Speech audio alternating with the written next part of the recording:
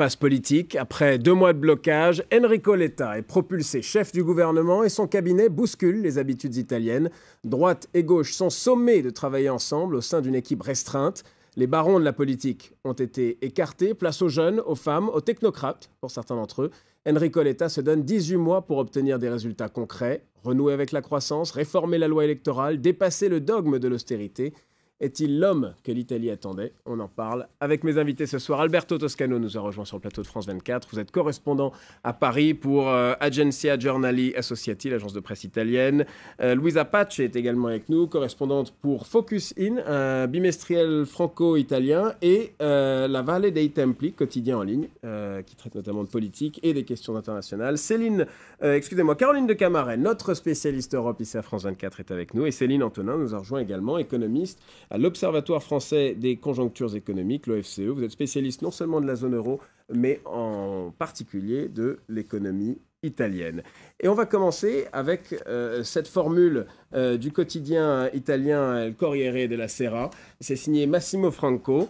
C'est la première tentative explicite de pacification de l'Italie après la parenthèse de Mario Monti qui avait guidé une majorité alors définie comme une anomalie. Cette fois, cette majorité prend les contours de la normalité et balaie 20 ans d'inimitié entre droite et gauche. Alors on a des raisons, quand on lit ça, on a des raisons d'être optimiste. Alberto Toscano, combien de temps va durer ce gouvernement? Ce gouvernement peut durer.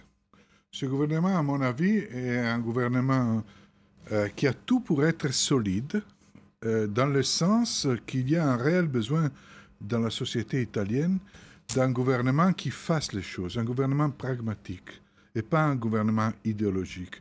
Les Italiens se sont trop longtemps déchirés, parfois de façon inutile. On parle en Italie, il y a une expression que j'ai découverte en préparant cette émission, le gouvernement balnéaire, c'est-à-dire un gouvernement qui dure le temps d'un été. C'est une mauvaise expression. C'est une expression qui fait partie du langage... Qui a trop souvent correspondu à la réalité, des gouvernements qui ne durent pas longtemps. Ce qui a correspondu à la réalité, en particulier à deux occasions qui remontent à la fin des années 60 et au début des années 70. En particulier, c'était utilisé pour le gouvernement Leone, le gouvernement balnéaire. En réalité, ce gouvernement, compte tenu qu'il implique un choix stratégique pour le principal parti de la droite et pour le principal parti de la gauche, c'est une large coalition. Vous vous rappelez la grosse coalition allemande? Vous dites que les intérêts de droite et gauche convergent, et donc tant que leurs intérêts convergent, ils gouverneront ensemble. C'est les intérêts du pays qui convergent. Les intérêts excusez-moi, désolé de vous interrompre, mais on a vu depuis 2 mois que les intérêts du pays ne primaient pas toujours et ne permettaient pas toujours, n'étaient pas toujours un argument suffisant pour que les politiciens italiens s'entendent entre eux. Voilà le titre, l'info. Ils le sont devenus. Les intérêts du pays, pour la première fois depuis longtemps, ont imposé un choix politique aux 2 principaux partis de la droite et de la gauche. Et il est très significatif de lire l'éditorial de Repubblica d'hier, du fondateur de Repubblica, Eugenio Scalfari, dont une voix importante de la gauche italienne, qui fait l'exemple du refondateur du Parti communiste italien, Palmiro Togliatti, qui, en revenant en Italie en 1944 d'Union soviétique, dit qu'il faut du pragmatisme, il faut accepter la réalité et il faut accepter de faire une large coalition avec toutes les forces qui sont sorties de la résistance. Luisa Pace, vous partagez cet optimisme? C'est l'heure du pragmatisme en Italie? Je partage le début, je partage en partie, dans le sens que je crois, comme mon confrère, que c'est un gouvernement qui peut tenir. Et je voudrais dire même qu'il doit tenir, parce qu'il y a un certain nombre de réformes sans lesquelles on ne peut pas repartir aux urnes. La réforme électorale, elle est indispensable. Et apparemment, l'État a dit que c'est une de ses priorités. Maintenant qu'il y a une réunion, il y a une large entente, disons, comme on l'appelle ces derniers temps, pour l'intérêt du pays, ça, j'en suis pas trop d'accord. J'aimerais bien que ce soit si généreux, mais je pense que c'est plutôt parce que c'est un gouvernement de la dernière chance. Il y a eu des désastres d'images même qu'on a donnés ces derniers 2 mois après les élections. Les Italiens sont dégoûtés de leur classe politique. Absolument, sont dégoûtés de la classe politique parce qu'il y a eu, mais de tout genre. C'est-à-dire, ils n'ont pas été capables de nommer un nouveau président de la République. On a renommé Napolitano à 87 ans. Il a fallu voter 6 fois et rappeler le président qui ne voulait plus l'être. Absolument. En Italie, c'est parfaitement normal de voter 5 ou 6 fois pour l'élection du président de la République. C'est normal depuis 60 ans d'histoire de la République italienne. Ce qui est peut-être moins normal, c'est qu'un président qui a dit que c'était son dernier mandat, qui n'en ferait pas un autre, a dû revenir. Bien sûr, il a été élu. Caroline de Camaret, gauche et droite, il y a 10 jours encore, refusaient de gouverner ensemble. Aujourd'hui, on a l'impression que... Oui, il faut même revenir en arrière plus franchement. J'étais envoyée pour ces élections les 24 et 25 février. Il y avait un vainqueur qui était M. Bersani qui pleurait et un vaincu, soi-disant M. Berlusconi, qui exultait parce qu'il avait quand même bloqué la possibilité d'une majorité au Sénat. Et aujourd'hui, eh bien, en revenant justement un peu contre son gré ou contre ses voeux, à 87 ans, Napolitano a trouvé l'homme pour débloquer la situation qui tente de faire la synthèse. Mais il y a une différence avec le gouvernement Monti précédent, puisqu'il a un ADN qui est très proche de Monti, monsieur l'État. À part qu'il est progressiste, on pourrait dire que c'est Monti en mieux, en quelque sorte.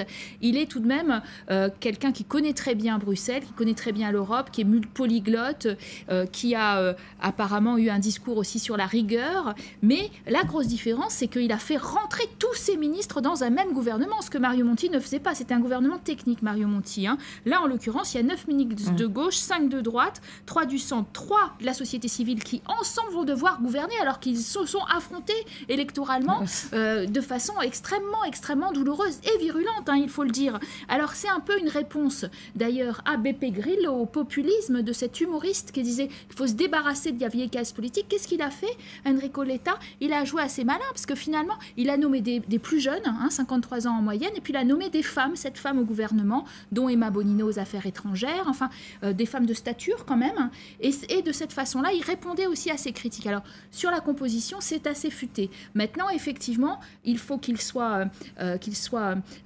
obtienne la confiance aujourd'hui et demain au Sénat, ça c'est important, et puis que dans la longueur, il puisse démontrer qu'il a fait quelque chose contre les sujets importants. On l'a dit, la loi électorale, c'est-à-dire réformer le système pour que le coup d'après il marche, parce que c'était un système proportionnel qui ne fonctionne pas. Faire tenir ce gouvernement, Caroline de Camaret, c'est un des défis d'Enrico Letta. Il y en a d'autres, dont effectivement cette réforme de la loi électorale. On regarde tout de suite en images les défis d'Enrico Letta. L'Italie a enfin un nouveau gouvernement. Enrico Letta a prêté serment dimanche. Et ces défis sont tout d'abord économiques. Relancer la croissance sans entamer la rigueur budgétaire mise en place par Mario Monti. Desserrer la pression fiscale sur les PME. S'attaquer au chômage qui touche près de 12% de la population active et plus d'un tiers des jeunes. Pour mener à bien ses objectifs, le nouveau président du Conseil s'est entouré d'experts puisque c'est Fabrizio Saccomanni, le directeur général de la Banque d'Italie, qui a pris en main l'économie. Tous ces gestes seront observés de près par des marchés inquiets de l'ampleur de la dette italienne. Elle dépasse les 2 000 milliards d'euros. Autre urgence pour l'Italie, réformer les institutions. Diminution du nombre de parlementaires, transformation du Sénat en assemblée de région, suppression des provinces. Le nouveau président du Conseil devra également s'attaquer à la loi électorale pour éviter que l'Italie se retrouve à nouveau sans gouvernement pendant plus de 2 mois. Mais pour mener sa politique, Enrico Letta devra composer avec des hommes politiques de tous bords. Sur son aile droite, le gouvernement fera notamment l'objet de fortes pressions venant du camp de Silvio Berlusconi pour alléger la pression fiscale. Et Silvio Berlusconi qui revient au centre de la politique italienne à la faveur de ce gouvernement, même si lui-même n'est pas ministre dans cette équipe. Luisa Pace, Silvio Berlusconi qu'on disait mort il y a quelques mois, aujourd'hui à nouveau incontournable. Il s'est mis en position d'incontournable et ils l'ont laissé venir en position d'incontournable. C'est-à-dire que C'est le Parti démocratique de Bersani, le centre-gauche, qui a quand même, une balle dans le pied, si vous me passez l'expression, parce que ne réussissant pas à créer quelque chose, un gouvernement 2 mois après les élections, à laisser place à toute possibilité, toute discussion et aux larges ententes. Maintenant, il a réussi quand même à faire mettre Alfano vice-premier. Qui est le bras droit de Silvio Berlusconi, qui occupe c'est un le des dauphin. postes... Moi, je dirais le dauphin de Berlusconi. Il est quand même... et qui occupe aujourd'hui, qui est ministre de l'Intérieur dans le nouveau gouvernement. Et adjoint à l'État. Donc on considère que c'est un Berlusconi bis et que c'est un peu le cheval de Troie de Silvio Berlusconi dans ce gouvernement. Le ministère de l'Intérieur, ça va de-là. Il va avoir accès aux services d'État, pas seulement la police, c'est les services secrets, tout ce qui est contrôle. Donc, ce dont a besoin Berlusconi.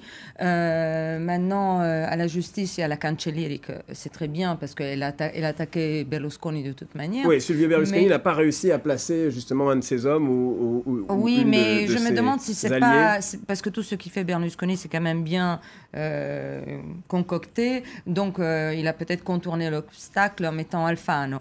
Maintenant, il ne faut pas oublier qu'il y a le gouvernement, mais il y a aussi un parlement tout autour qui peut ne pas voter une confiance. Non, ce soir, la confiance sera votée, mais peut ne pas voter un projet de loi, etc. Donc, c'est pas encore sûr.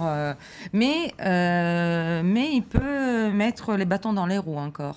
Il grimpe en tout cas dans les sondages, ça c'est vrai, et surtout il est poursuivi dans plusieurs affaires, oui. Mais la question c'est jusqu'où sera-t-il poursuivi par ce gouvernement précisément? Et 4 procès pour fraude et corruption contre Silvio Berlusconi. Les gouvernements n'ont pas le rôle de poursuivre les personnes en justice, c'est la magistrature qui s'en occupe. Mais la question est de savoir si ce gouvernement pourrait se trouver otage en fait de Silvio Berlusconi et plus précisément des procès qui sont en cours contre Silvio Berlusconi. Je pense que vraiment il faut sortir du syndrome du Berlusconi oui, Berlusconi non, et de regarder la réalité du pays. La droite, apparemment, je me permets de vous interrompre, aurait fait savoir qu'elle voulait une forme de protection politique pour Silvio Berlusconi. Qu'est-ce qu'on comprend par là? Qui vous a dit ça? Non, mais c'est ce que je lis, je ne l'invente pas, c'est ce que je lis. Mais vous le lisez où? Non, il n'y a eu aucune déclaration à ce sujet. Le problème Berlusconi a déclaré que c'est... Non, n'a pas déclaré. On ne peut pas nier que ces ennuis judiciaires ont toujours pesé sur le déroulement de la politique italienne. Bien sûr qu'elles ont pesé. La chose fondamentale aujourd'hui est d'avoir l'intelligence de regarder au-delà de son propre nez et de regarder la situation du pays plutôt qu'à regarder à des vieilles polémiques. Parce que la situation... Excusez-moi, mais ces polémiques ne sont pas vieilles puisque les procès sont en cours. Si vous voulez que je dise... Les procès sont en cours et il y a la magistrature qui gère les procès.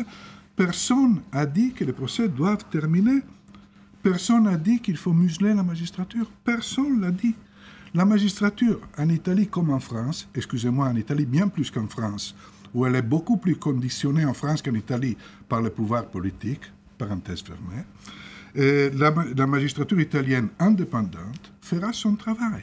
Et personne ne dit qu'elle ne doit pas faire son travail. Mais au-delà du travail de la magistrature, qui sera fait, il y a la réalité d'un pays qui souffre.